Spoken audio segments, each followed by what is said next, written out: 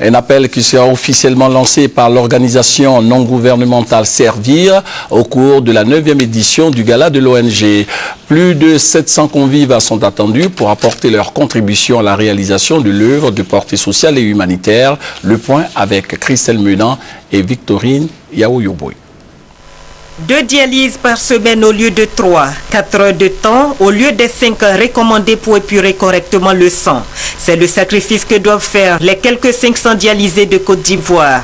À cela s'ajoute un coût de 1750 francs CFA par dialyse dans le public et 100 000 francs CFA en moyenne dans le privé. 300 à 400 autres malades d'insuffisance rénale ne peuvent être pris en charge et sont encore sur liste d'attente. Malgré les nombreux efforts consentis pour renforcer les moyens techniques de prise en charge de la maladie, l'insuffisance rénale reste un grand problème de santé publique en Côte d'Ivoire.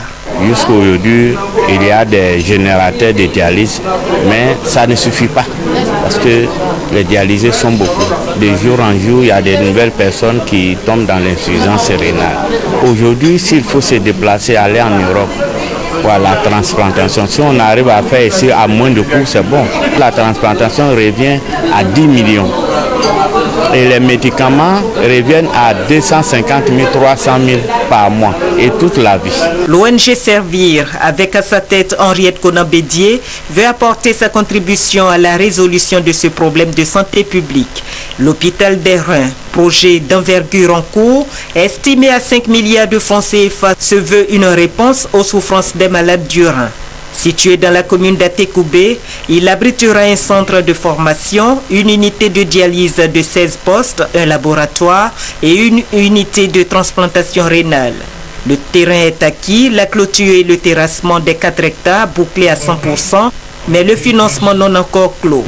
Le 9e gala de Servir, le 25 octobre prochain, sera le coup d'accélérateur dans la mobilisation des fonds pour mener ce projet à son terme fin 2015. On lance donc un appel à tous ces partenaires, aux populations, aux responsables et dirigeants d'entreprises pour que tous participent de façon massive à ce gala.